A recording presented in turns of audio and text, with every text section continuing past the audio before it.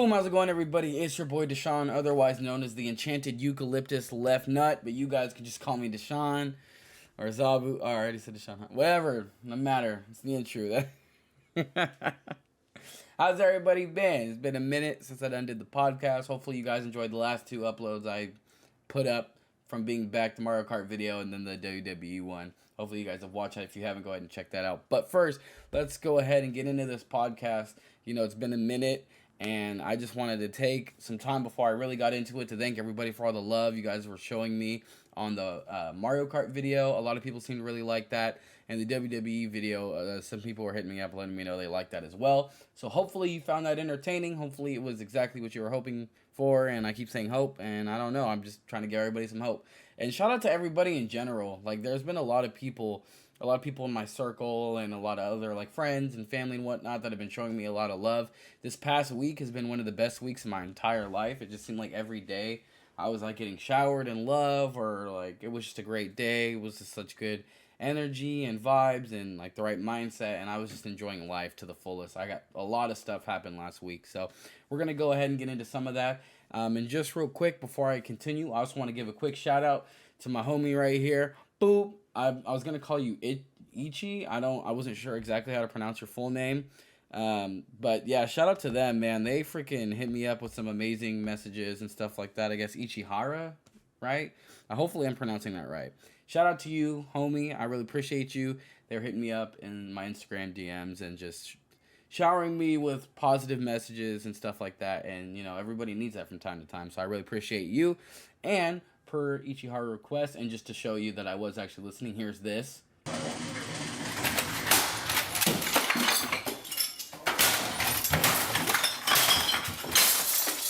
See? Told you I'd get it. So that's going to be in some videos. That's another possible thing I can use to meme. But they did ask me if I had listened to The Forever Story. That's the new album by Jid. And let me tell you what, I did not listen to it until they recommended it, so thank you so much. I probably wouldn't have listened to it otherwise. And obviously Jid is somebody who's signed to Dreamville, so obviously it's always a big deal when one of them drops an album. You know, J. Cole's pretty much all-around solid like roster, I guess. Everybody on there is amazing. Some people a little bit more than others, but nobody's bad or whack in any way or sense of the word. But The Forever Story was an incredible freaking album. I listened to it front to back 4 times. Especially I listened to it like before like work last night while I'm recording this. I listened to it before then, and it was freaking amazing. There's not really any skips on that album. There wasn't a single song I was like, oh, this is whack, or I wouldn't listen to this again. It was just enjoyable, and the 4th time around listening to it, I started really trying to pay attention to the lyrics rather than just the energy and like the feeling of the song and the beat and how the way he was just kind of flowing on it. And there's a lot of really good storytelling elements in there and a lot of really awesome themes, some really good bars, and you know, just overall solid. Like, I saw Fantano gave the album a 9, and even before I saw that review, I was already loving the album front to back. The 2 songs that I like added to my playlist, I guess, was Dance Now and Surround Sound. Those are the 2 that I like listened to, and right after I finished hearing them the first time, I immediately added them to the playlist. I'm going to have to go back and keep listening because there's a couple songs I was thinking about adding to the playlist, but wondering if they would grow a little old on me and stuff like that, so we're going to have to see how those are. But overall, man, what a freaking album. I haven't listened to any Jid before, so that was my first like album himself. I've listened to some Dreamville things, so I probably heard him on there, just didn't know it was him. But yeah, I'm definitely gonna have to go back and listen to some of his stuff, because from what I've been hearing from a lot of people, he's one of the best new rappers kind of out here right now. And I guess a lot of Jid fans have been waiting for this album, and it didn't seem like he disappointed a single one. So shout out to Jid, congrats on the new album. Speaking of new albums as well, I also wanted to give you guys my thoughts and opinions on the new DJ Khaled album, God Did, which I'm going to be honest, I'm kind of having the Honestly Nevermind vibes off of this. Not that it sounds the same, but like first time I heard Honestly Nevermind, I was like, this is really good. I like this. And then the more I listened to it, the less I liked it. And I kind of have that going with God Did. Obviously, the song itself, God Did, was godly because Jay-Z's like ridiculously amazing verse. Lil Wayne's ridiculously amazing verse for being as short as it was. He spit some crazy like big facts and stuff like that, and some crazy little bars here and there.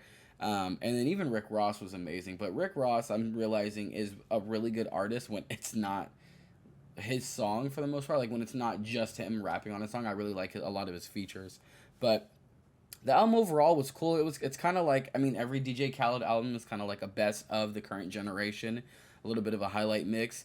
I was kind of disappointed with a couple people. Like I didn't really like Future on either two. I think he was only on two of his songs. I didn't really like Future on any of that. I did like SZA. I think did a song with him on there. I believe so. She sounded really nice on the song. 21. It seems like ever since 21 was found out to be British and whatnot and got deported, it seems like after that he's just like has not missed ever. I don't know. It just seems like every time he's on anything, he always like kills it. I don't know. So shout out to 21. He had a good feature on one of the songs, and then his own song on there, Way Past Luck, was really good for the beat being kind of mediocre and kind of whatever. He pretty much carried the song with just his like bars and the way he raps and the sound and stuff like that. So shout out to him. But my favorite song on the entire album was Party. Obviously that has, I believe, I don't think it's the full Migos. I'm pretty sure one of them is missing on there. But regardless, dude, he was freaking amazing, bro. I love that song so much. I don't even like the Migos. Like, I don't have a single Migos song in my phone. I listened to their last album when it came out because I was like, oh, let me give them a shot. And I hated it. It was so bad. It was trash. I hated it. It sucked. But this last song, Party, was like, first of all, Party All the Time by Eddie Murphy is like one of my favorite songs of all time. I love that freaking song. But to sample that, I kind of wish I would have sampled it a little bit better, or I don't know, did a little bit more with it. But the beat was just, I don't know, maybe I was just in such a good mood all the time, but that beat was freaking hitting for me. And the way they were rapping on it, like they didn't really say any crazy bars, and the chorus can kind of get kind of old-ish, I guess. We're like, God did, I'm a witness, like all that. Like, it's okay. But I don't know, it's just like, just the feeling I get. I don't know, I be feeling myself when I be hearing that song, so. I don't know, that was a highlight for me as well, my favorite song on the album. But obviously God Did was, the song wasn't just like an otherworldly performance by Jay-Z. A couple of the GOATs from, I would say, like the 2010s and stuff like that, and even a little bit earlier, a little bit later. So shout out to them for sure. Obviously, I mean, you know, when we see Hoves on a song, we already know it's going to be great. And actually, from listening to that, I realized I didn't go back and listen to all of Jay-Z's albums. So I went back and listened to, I think it's Reasonable Doubt or Unreasonable Doubt. I think it's just Reasonable Doubt. That album is so freaking good. I only listened to it once, but oh my freaking God, I'm going to go back and listen to it again and probably find a bunch of songs I like. Because it seemed like not a single song on there missed for me. I listened to The Blueprint as well and wasn't like the biggest fan of a lot of the songs on there.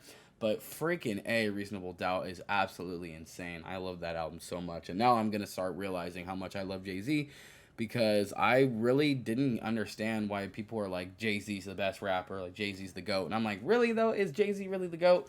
But now I'm starting to get it. I mean, I was late on the J. Cole bandwagon. Like, I heard J. Cole's albums and I was like, they're okay. And then I went back, like, after like months of not listening to him and listened to all of them, especially after the off season. And then it was just like, my mind, I don't know what, but like, it's like all the music just hit my ears differently. So maybe it was just the mood I was in at the time listening to him kind of ruined any new artist, so I just wasn't feeling it. But then when I was like had a clear and sound mind and was ready to like enjoy myself, it like, woo, it was absolutely amazing. So shout out to everybody there.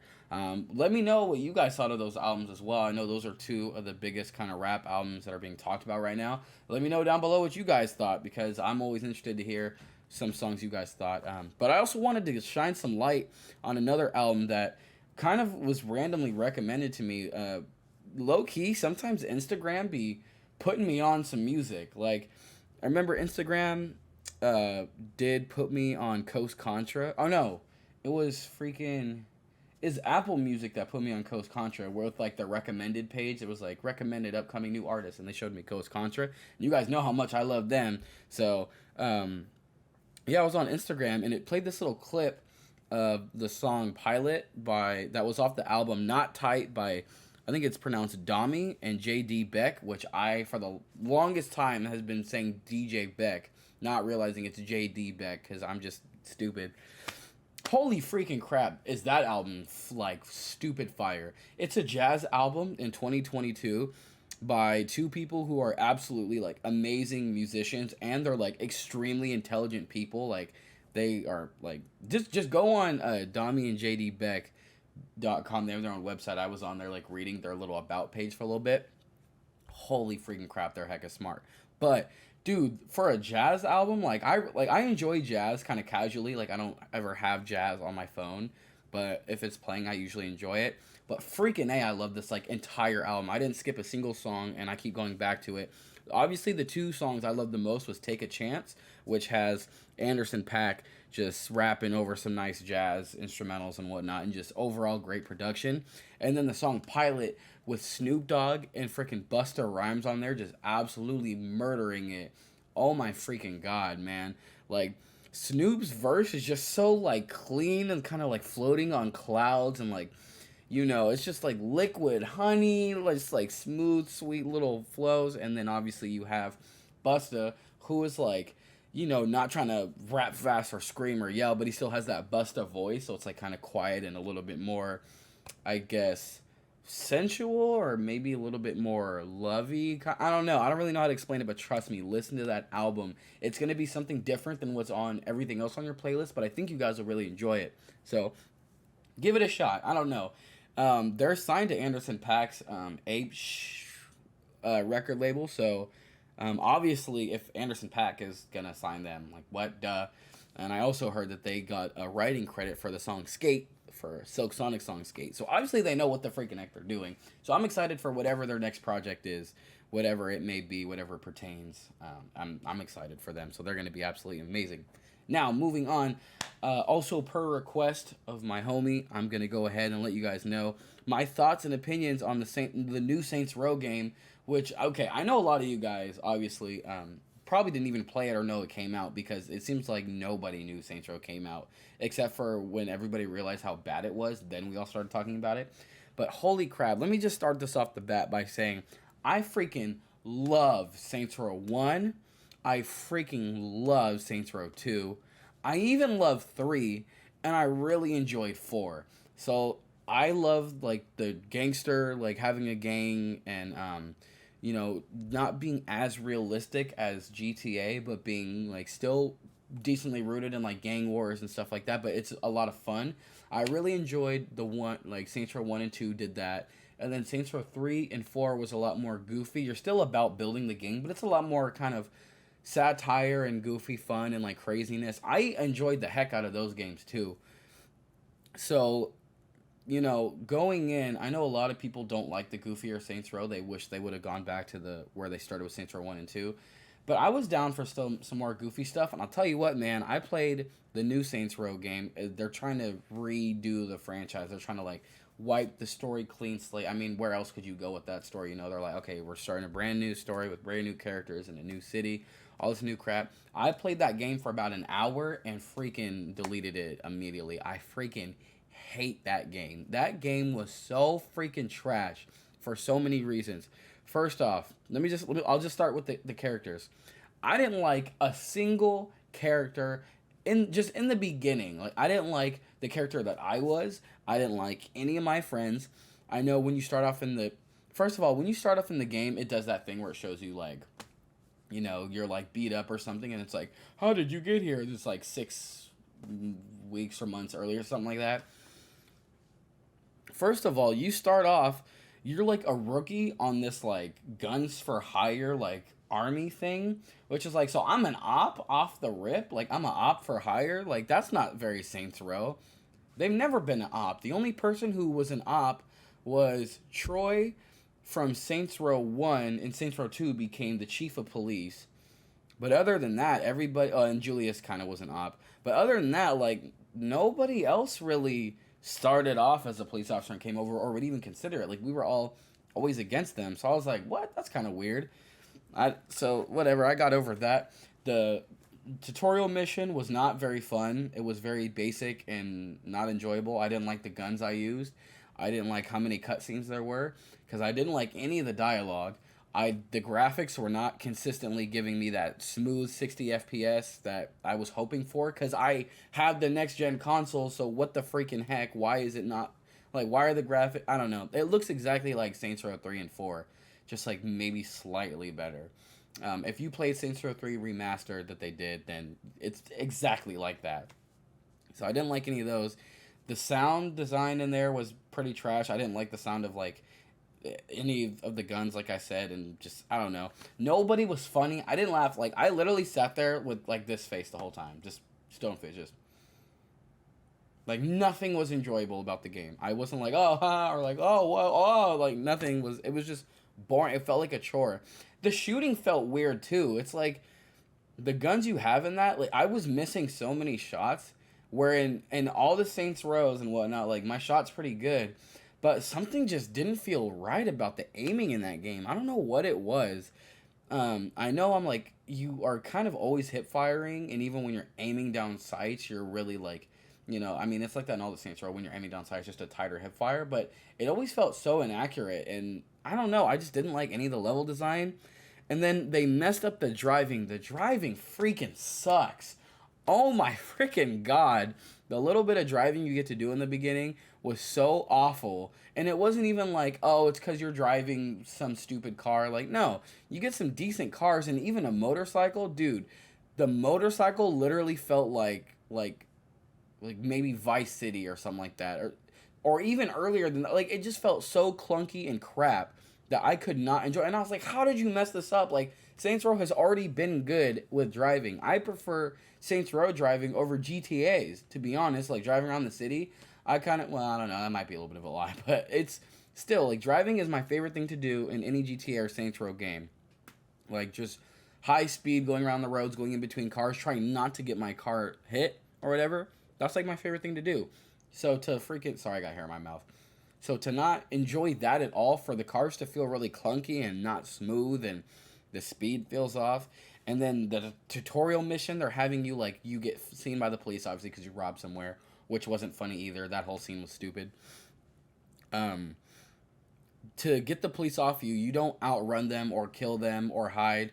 You drive and have to bump them off road, which is stupid. I hate that mechanic. I mean, it would be cool if it's an additional thing, but that's like how they wanted you to do that mission. I was like, this is stupid. I don't want to do this. What the freak? So, I don't know. Wasn't a fan of that. And then I just like, after you finish, it's like the story is it's your first day on like that little op job I was talking about. It doesn't go well. You don't get paid because you didn't listen to orders, even though you achieved the mission. The main villain and that whole thing was stupid too. There's a lot of dumb crap, whatever. And then the whole time you're driving back, like your character is like some of like the most second grader, stupidest potty humor where he keeps saying the word balls just over and over, but like with all these other things like sweaty and like big elephant, like just so stupid. It was just so cringy and like face palm and it's just ugly. I hated it. It was just stupid. So after that, I immediately closed the application and I filled out a return form at that's the Microsoft store online to get a return on that game, and they gave me my money back, and now the game's not in my library, and I'm very happy because I will probably never go back to that game. Maybe I'll go back just to like see how bad it is if it goes on Game Pass or if it's on sale for stupid low. I might get it and make a video about how much I freaking hate it. But sorry, I don't have any gameplay for you guys because I literally like life was not enjoyable the hour I played it. Like I hated everything, and I was just pissed because I was like, dude, this is I was so excited to buy it because I was like, yeah, a new Saints Row game since GTA 6 is gonna come out in 37 million years. Even though they're saying and giving us like more and more news about it, it's still probably not gonna come out. So I was like, cool, a new Saints Row game that I'll probably love, that a lot of people don't like. It'll be fine. And then I played it. It was freaking trash, and I'm very disappointed. So screw you, Saints Row. Gosh, man, I'm not excited for any of the new ones. When the new one comes out, I'll probably try it, but I don't know. I don't know. Speaking of gaming, shout out to J. Cole for being on a 2K cover. That's freaking huge. That is so freaking amazing and important, and kind of made me have to buy 2K23. Anywho, moving on. I wanted to give you guys also my thoughts and opinions on a couple movies I saw that I didn't cover in the freaking podcast yet. Like, both of these movies have been out for a hot minute. Like, I don't even think... Well, one of them probably isn't in theaters anymore, and the other one is just on Hulu. So, we'll start with the first one, Prey. the Predator movie that's on Hulu was hecka freaking good. I really, really, really enjoyed that movie. Just because, like, I would already have watched a movie on the Native American life there. You know, the story of the girl wanting to hunt, but they're like, oh, you know, well, it's what it seemed like is like women don't typically hunt in that village or tribe or whatever the correct term is. So, you know, she's trying to prove to them, like, I can hunt, like, just as good as all of y'all. Like, trust me, I'm like that. And they're all like, no, you're not. You know, you're a really good tracker or you're really good at some other things, but you're not a hunter. And so they're like, well, why do you want to hunt? She's like, because you guys think I can't, you know, da da da. And her older brother is like the best hunter or whatever. So it's one of those stories. I would have watched the movie just on that. But then you throw in a Predator. I'm sorry, dog. The Predator in that movie was so sick. I loved the way he looked. The sounds were iconic. All of the kills he did, both wildlife and human stuff, like, and this ain't even any spoiler. If you were gonna go to a Predator movie and you were like, oh, what? He's killing people, like, duh. But oh my god, there's so many scenes where I was like, ooh, ooh, ooh, ooh, you know, like it was just like nonstop, like oohs from me, and I just could not handle it mentally. But it was amazing. I freaking loved every second of it. So shout out to the movie Prey. I won't say any more just because I want you guys to really go watch it. Because I mean, it's on Hulu, so you could literally, if you have Hulu, just go watch it real quick. To me, it's the best Predator movie that's come out, but I haven't seen them all, so I don't know. You know, I might like some of the others better. But I liked it more because it wasn't, like, the Predator was dope, but it wasn't just the Predator that was dope. It was also the whole, it was everything else. And the dog in that movie is freaking awesome. Shout out to the dog. So, yeah, on a scale of 1 to 10, I'd probably give that movie, like, an 8.5, or maybe even a 9. No, probably like an 8.5. It was amazing. Love Prey to death. And I also, obviously, of course, I saw Nope. Duh. Who hasn't seen Nope? If you haven't seen Nope, then you're just silly. Or you don't like horror movies, so that would make sense. But oh my god, I freaking love that movie too. I watched it again for the second time with my family. Well, I watched half of it the second time with my family, and I was having a freaking ball. There's like, I was noticing a lot more things after watching it the second time that I didn't notice the first time, like some little like hints or some little like, what is it, foreshadowing and stuff like that. That was all really dope. And I loved the whole thing. The beginning was a little slow, but it was still interesting just because Keke Palmer, and I completely forgot the name of the guy. I don't know why I'm blanking out on the actor's name. But he is so, first of all, hold on. That dude is so freaking good at acting. I'm so glad he is in cinema. I was kind of sad when I found out his real voice, that he had an accent and stuff, because I was like, dang it. I thought, I don't know. It just didn't match what I thought his voice was going to be from all the movies he's done. And Keke Palmer is just like herself, man. She absolutely killed it. I mean, duh, like, are you kidding me? Of course she did, because she's Keke Palmer. She's fantastic. She's amazing. But she did her thing the whole movie. She had me laughing. She had me dying and, like, getting hyped and stuff like that.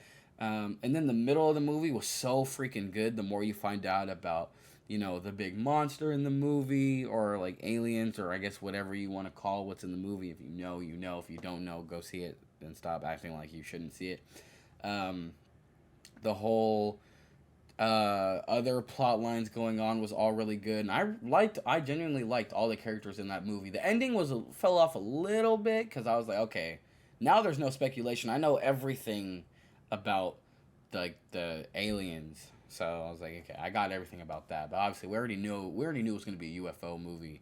So, like, you know, you saw the UFO and all the posters. I was like, okay, so it's going to be aliens. So, like, you kind of know everything about the aliens off rip. But still kind of don't. I don't know. It's weird. I really like that as well. I would give that movie an 8.5 as well. I definitely still liked Us more, but I like Nope more than Get Out. But they all hit on different fears, I guess. Like, Nope is the fear of, you know, UFOs and aliens and unknown things. And, you know, you're in this big desert and weird things happen out there. Us is like, you know, a doppelganger fear where there's an exact copy of you and they're coming, especially when they're coming to kill you and all that. Like, that's freaking weird. And the twist and turns that movie has is insane. And then obviously Get Out is like the fear of, and also the uncomfortable feeling of, like, I've been in that situation where, like, you know, I'm the only black person at a party and I'm in, like, the middle of, like, this forest town. And I'm, like, hecka far away from home and everybody's, like, treating me like I'm some amazing new object. Like, oh my god, you're so funny and you're so cool and you're so handsome. You should stay the night and crap like that. And I was like, heck nah. I have a Get Out story that was like, how heck nah. Shout out to my dad for saving me from that. Maybe I'll tell you guys that in the next podcast. Remind me. But, not it. Definitely not feeling it. Was not feeling it. But all really good movies. Jordan Peele is a freaking icon, and I'm so glad we have him in this world. Because he was killing it in the comedy space. But now he's killing it in the directing space, and watching all the behind the scenes and like the interviews about the movie and how the cast interact, you can tell it's just made with pure love and a lot of fun, and everybody's enjoying themselves. So shout out to Jordan Peele for being an amazing example of what black excellence looks like, what being a good director and making great movies with the right amount of hype and showing, and like just everything about Jordan Peele has been amazing. So I'm a huge fan of Jordan Peele. And then also, of course, this is probably the main thing everybody was kind of hoping for and looking forward to in this podcast. Obviously, I had one of the greatest days of my life because you guys know, y'all know I love Kendrick Lamar. Like we've been known that. But I freaking saw this man in concert, and I gotta tell y'all all about the whole freaking day, because it was a whole freaking, oh my god, it was like a whole day. Shout out to the love of my life. She's over there on the side on her phone, sitting on my other chair that's over there, because she doesn't like being in the camera. Which, even though she was in the camera in the last video for a brief moment, she freaking got us front row seat tickets to see Kendrick Lamar and Baby Keem, and also, is it Tana or Tana? Tana Leone, right? Leone? Tana Leone. Oh my freaking god. I'll get to the concert in a second, but let me just backtrack a little bit. I got a new car, which if you follow me on Instagram, you would have seen it. An amazing little caddy. I got a little caddy. Shout out to Outkast for the songs Two Dope Boys in a Cadillac. That was the first song I listened to when I got the aux cord for the car. I put that on immediately, even though it was just one dope boy. Or it was one fat boy in a Cadillac, but whatever. Oh my god, that car drives so much nicer than my other car. Well, what used to be my car. And I've just been having a blast. Every time I have to go out and do something, I'll like look for stuff to do. Like, oh yeah, I gotta do laundry. Even though there's a washer and dryer in my house, I'll just go do laundry at the laundromat because I get to drive there. No, I'm kidding. But it was amazing. But we.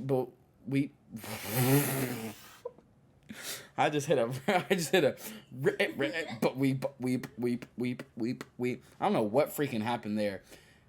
Before we went to the concert, we were getting stupid hungry, and we planned to go to Raising Cane's because we have heard amazing things about it from like a lot of the people on All Def. If you watch like Great Taste, they were doing a what has the best chicken, and Raising Cane's was one of the ones they were defending. And I was like, oh, we can go to a Raising Cane's before we go to the concert, da-da-da. So we showed up. Holy frick, babe. Oh my god, bro. Let me just tell you about getting to Raising Cane's. First of all, I took like so many wrong turns before we got there. I took like 3 wrong turns. Oh no, that was leaving Raising Cane's after? Oh yeah, I was like turning wrong after. I was on point getting there. I didn't miss nothing getting there. But then afterwards, I was like so giddied up when I was like not paying attention. We pull up to this freaking restaurant, and it is so... First of all, there's no line. Thank God. It was like dead. I was so grateful. The drive-thru was kind of busy, but there was really nobody there. Oh my god.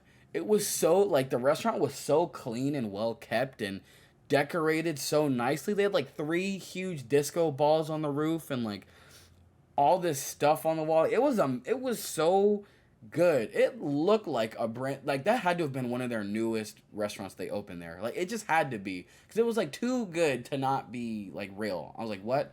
So we pulled up in there. The lady who took our order was hecka nice, and she had really dope hair. The lady with the braids, she was dope. Took our order. She was hecka nice. When I went to go get a drink, bro, they had fruit punch high C, and I was like, how do y'all know me, bro? Like I haven't had that in so long. That was my go-to at Chuck E. Cheese and anywhere else that served it. It hit the friggin' spot. Oh my god. And then we were obviously stupid hungry. So I got their chicken sandwich with fries, and obviously they give you like a slice of bread. And she got a tender meal with fries, slice of bread, and then obviously with the cane sauce. Let me just talk about the cane sauce for a second. The cane sauce is so freaking good, bro. I don't know what's better, Chick-fil-A sauce or that sauce. It kind of depends on your mood. But it seems like I would like the Raising Cane sauce more with chicken than I would Chick-fil-A with chicken. Because I usually only use their Chick-fil-A sauce for the fries. I was putting the cane sauce on everything. I was putting it in the high C. I was putting it in the napkin dispenser. I put it on the lady who took our order. No, I'm playing. But it was so freaking good. I don't even know how to describe it. It was like ketchup and like a salad dressing-ish kind of thing put together with like maybe some ranch. I don't know. It was so freaking good though. Oh my god. Shout out. Oh, woo. I keep saying shout out to everything, but it's not like they're watching like, oh, thanks, I gave you a shout out. Anyway, so, oh my god, the chicken was so freaking juicy. Like, they cooked it to order. The fries were cool. I mean, they're just fries. They're definitely not McDonald's fries where you could just eat them on their own and be fine. I definitely wouldn't go to Raising Cane's just for the fries. And they didn't have any milkshake options, so it's not like you could go there and get like you do with Wendy's to get a Frosty and fries. But with the sauce, they were amazing. So, I mean, that's all you really need. I don't even really like Chick-fil-A fries like that unless it has the sauce. So, whatever. But, oh my god, that freaking chicken. Oh my god, it was so juicy. It was, like, perfectly cooked.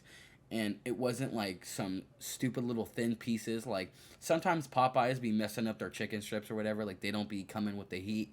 I'm like, bro, what? This is kind of whack.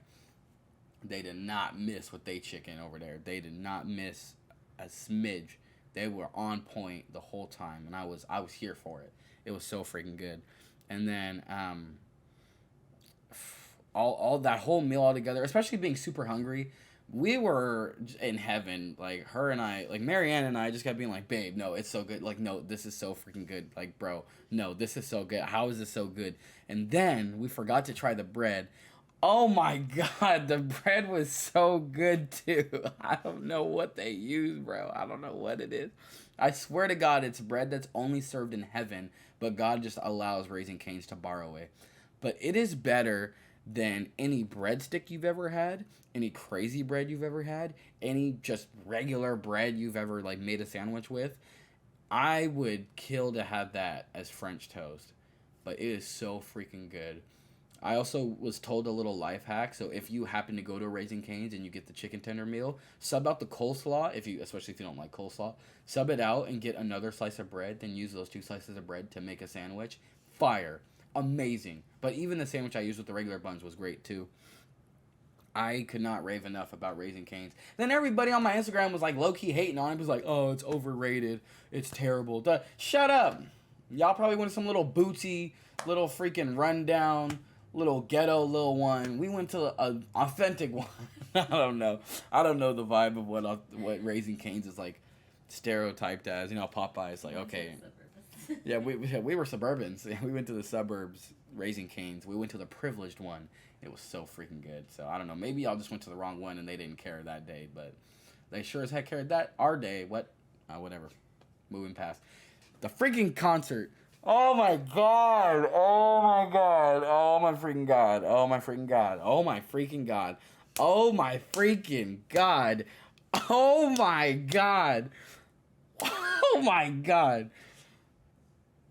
Tana Leone was great. I've never heard of this dude before in my life. So when he came out, like, we were all getting hype. I'm like, oh, that's one of them. And then I was like, oh, yeah, I don't even know who the heck that is. He did his thing, though. He kind of did his thing. Not a single song was like, oh, this sucks. I was like, ooh, okay, you feel me? And the visuals they had on the screen behind him were pretty good, especially they did, like, this, like, green nuclear blast thing, which looks so freaking sick. Was the person who was drowning, was that him? Oh, that was Keem who had that? That was his intro. Oh, that's right. Yeah, okay. It kind of seemed like they kind of gave Tana. They're like, okay, yeah, you just have your little pictures. Okay, now the real pictures for Kendrick and all them, you know. But he's killing it. I hope he keeps making music. It sounds like he's in the beginning of his career, the beginning stages. I really hope he develops more and gets a little bit more of a unique sound. Because as good as it was, I was also at the same time kind of like, yeah, but I mean, other people can kind of make this music too. It wasn't too crazy. It was mainly the beats that was kind of carrying the vocals. But, I mean, obviously I wasn't, like, listening line for line and knowing exactly what he was saying because it's so loud and so crazy. I don't know. I was just listening to the whole energy of the song. But he did his thing. Shout out to Tana. And then after Tana and another little, like, freaking 15-minute break or whatever, that boy Baby Keem came out. Oh my god, you guys. Holy crap. Look, I don't even know Baby Keem's songs like that. Like, I don't know the lyrics to all of them. Like, freaking Marianne was feeling herself with Baby Keem. She knew, like, everything Keem came with. Yo, Baby Keem is so freaking fire. I don't want to hear that y'all are like, he's whack. He sounds goofy. He sounds funny. Y'all don't understand, bro. listening to his music in a car or on a, like, you know, in your AirPods or whatever is already good. Like, Keem's already good. I listen to all of his albums and he's fire. But live, oh my freaking god, so much energy and like passion, and the way he kind of dances and moves, like he just be feeling it, and the visuals behind him and the the emotion he had, especially when what was the name of the song he did that he was like, I'm gonna do one of my slower songs from the album. What was it where everybody had their phone lights on? Do you remember what song that was? Issues. Shoes? Issues. Oh, Issues. I was like, shoes, what? Issues are honest. It was either Issues or Honest, according to Marianne. Dude, the arena was dark, but everybody turned their phone lights on, and it was literally like, it seemed like they had the lights in the arena on, but it was just everybody's phone lights on him, and he was just killing it with his performance, man. He was so freaking good. He's so talented that if you have the chance to ever see either, well, A, if you have the chance to see the Big Stepper store, you should have had them tickets, but B, if you have the chance just to freaking see, even if it's just him, absolutely take it. He's a complete vibe. I really hope I'm turning some of you guys on to Baby Keem, because frick, man. Frick, he's so good. But then, you know who we came for, bro. You know who we came for. For the dot.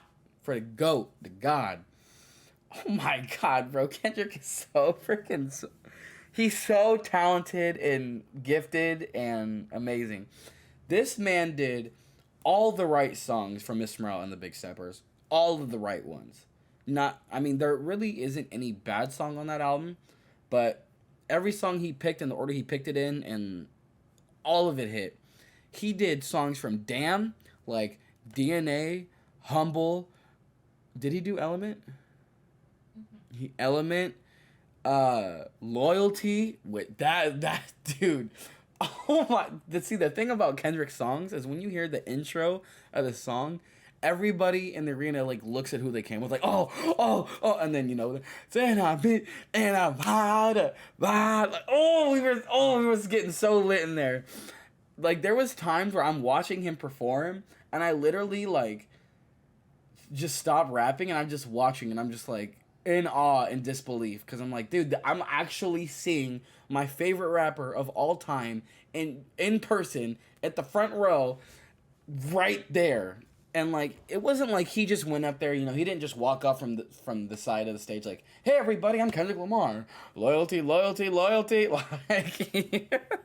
he had the dancers that were in there. Oh my god, the choreo they came with so much heat.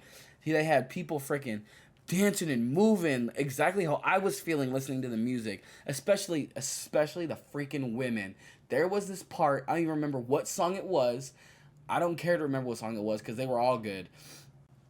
Where they were like standing kind of in like a conga line is what you call that when you have the hands on the shoulders, right? And you go da da da da da, hey, right? I think it's a conga line. You guys know what it is. We've all done it in like elementary school. They all put their hands on each other's shoulders, and Kendrick, and he's like rapping, kind of leading him. But they were doing this. Ooh, this like dun, dun, boom, boom, boom. Was it? I think it probably was. Oh my god, the energy they added to the performance was good. But they had like all these little interludes and like little kind of skit things. But the way Kendrick opened up was obviously the first freaking song on the album, duh, with that piano. But he was playing the piano, I think. Or maybe, I don't know, maybe he made it look like he's playing the piano. But I'm pretty sure he's playing the piano there. You hear the first note hit and the light turns on, this little lamp. Because they have like this kind of little living room set up on stage. Then you hear another one, then the other light comes on. Then he goes, and then there's him sitting at the piano. And oh my god, the butterflies, like I'm getting butterflies thinking about it. The butterflies and excitement I felt in my stomach was like immeasurable. And he's just sitting there at a piano, his little diamond glasses on. He didn't have the whole like crown thing and whatnot. He wasn't doing the whole god complex thing that he does. He was just in a really nice suit, you know, hair braided, sitting there. And then on top of the pianos, that little like ventriloquist doll he's been using lately, which I was like, what? But it's like, it's still lit, but I was just like, that's so random. It's just sitting there like his hands folded, looking at him playing the piano, and it's just such an iconic like visual that will like always live on in my mind. I could get Alzheimer's, however you pronounce that word, and I would still remember that visual. Just the first time seeing my favorite rapper of all time in person, looking fantastic after getting an amazing performance from Tana and Baby Keem, and I'm just feeling myself. I'm stomach full of Raising Canes. I drove here in my brand new car. I actually had money on me. I wasn't like, oh crap, oh I gotta be careful with the gas. Like, I was like, oh, if we want to get food, I can get food. We want to get this, I can get like all this crap. And I was just like, all after getting a week full of all this like love and all this amazing messages from so many friends, family members, and like Ichihara or whatever the freaking heck, however you pronounce your name, just all this crap. Leading up to this freaking moment, I've been looking forward to for months, and just right there, like transcended me to a whole new freaking level. Um, I'm so excited. Like I have to pass gas. It was just freaking amazing, bro. I wonder if that's gonna show up in the mic. Oh my god. And he did songs off To Pimp a Butterfly. He did songs off Good Kid, Mad City. But so like the first half of his performance was really good, but I was like, bro, play All Right, play Family Ties, do Range Brothers. Like you and Baby Keem are in the same building. You gotta do that, I'm sitting there waiting, and then after he does, did he only do Mr. Morale cuts for that first half? Is that how he split it? Because I know he did like Mr. Some from Damn. Well, I know he did some from Damn too, but I know he did like some Mr. Morale songs. Again, then he like had that like kind of halfway point where some people left, which is crazy. That is, I would be so heated if I missed out on the second half. Anyway, so yeah, he did like Mr. Morale song, a couple Mr. Morale songs, and a whole lot of like Damn and other songs. And then he had this part where he like walks on, there's a bed on stage. He goes to the stage, he lays down in the bed, and then the bed sinks down and whatnot. And I was like, dang. I was low-key disappointed there because I was like, I was expecting so much more. But honestly, I still enjoyed myself, and I was getting ready to be like, okay, we can leave. Because I remember sitting down because I was like, wow, that was my first concert. And then you hear that same, whoever's voice it is, in like those interludes, like the Mr. Duckworth or whatever it is. I think it's his therapist or whatever it's supposed to be for the album. Comes on, and they had like brand new, like interlude voices that were on the album just for the show, which I respect so much. Like Kendrick. Okay, hold on. I'll get into what he did in a second, but like everything, it was so not a show. It was like a whole performance. It was like a lot of simplistic visuals, but like really powerful imagery and a lot of things planned out and choreographed. But he went down, and then everybody's off the stage, and they said something like, "Do you remember who you are? Do you remember who you are before all this?" Like something like that. Then he just boops right back up, and what he played DNA, right? Oh my god. He hit me with a doozy because I was like, oh, the concert's over. Then you hear that and you're like, wait, what? And then, I got loyalty, got royalty. And woo! My whole mind was like, I could not mentally and physically handle it. I had such a headache from screaming from Baby Keem getting me so hyped and like laughing and getting lit. Especially Marianne. Marianne's a whole vibe in a concert. Like, especially she knows the artist. The way she be screaming it on, like pushing you and hitting you and like feeling herself and like, getting it. Like she be so hyped because she's like, she's little. She's like this little compact thing, but she be just like, like putting her freaking fingers in your face. You're like, bro, stop. Like, get off me. She's so cute. Anyway, we were getting lit. But I don't care. The moment DNA came on, all the headache and everything went right the freaking heck away. Because I was just like, oh my god, oh my god, oh my god. Doing his thing. And he was doing all kinds of other songs on there, like freaking Money Trees, Backseat Freestyle, freaking, the ones I already mentioned off of Damn. Like, oh, so many good songs. And then he did this thing where you guys have probably seen it online. It's that thing where he has like that kind of tarp like box or whatever, kind of like it looks like a quarantine area, and he had 4 people in hazmat suits come up and they stand in each corner, and then the box surrounds them, and then the little voiceover comes on like, oh, Mr. Duckworth, we have to give you a COVID test. And I was like, oh, is he really gonna get a COVID test like on stage? But it was like a fake one. They didn't actually have the thing, or maybe they did, but it was just a prop. And went up there, they did the thing, and then oh my freaking god. After they say, oh, okay, Mr. Lamar, like, da-da-da. Basically, the whole, This man, I hear,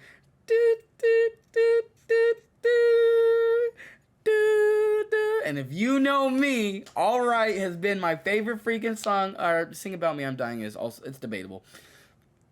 All Right is my favorite freaking song by my favorite rapper because that song carried me through the most depressing period of my life where I was so close to being on such a destructive path and so many things were not going right and I felt so lost. And the song All Right carried me through that so hard. Oh my freaking God. So when that song came on, I remember I fell to my knees real quick, but immediately had to get back up because I had to rap the freaking intro and I rapped the whole thing.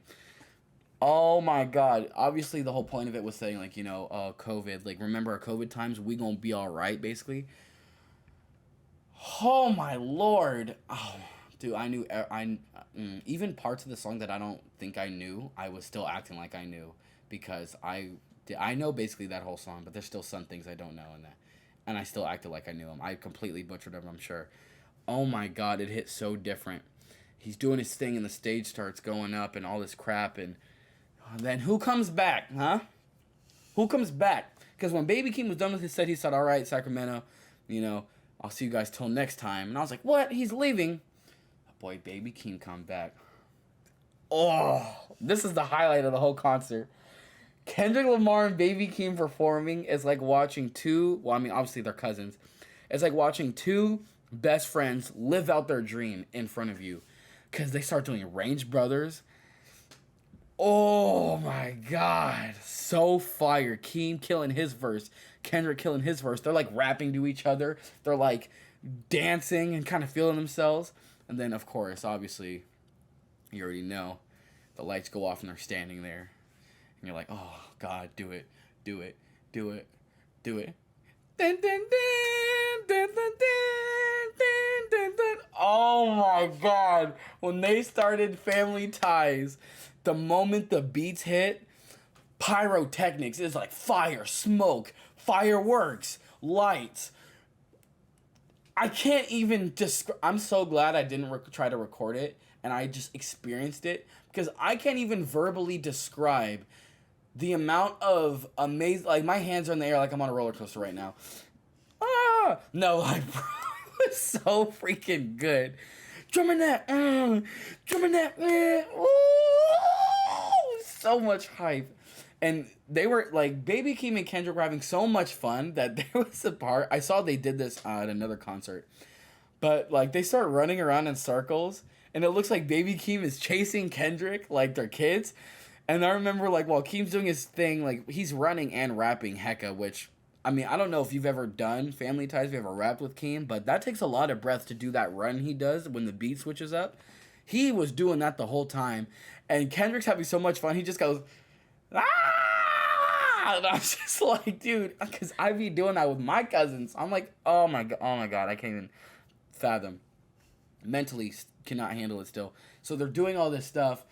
Oh my God. Frick, man.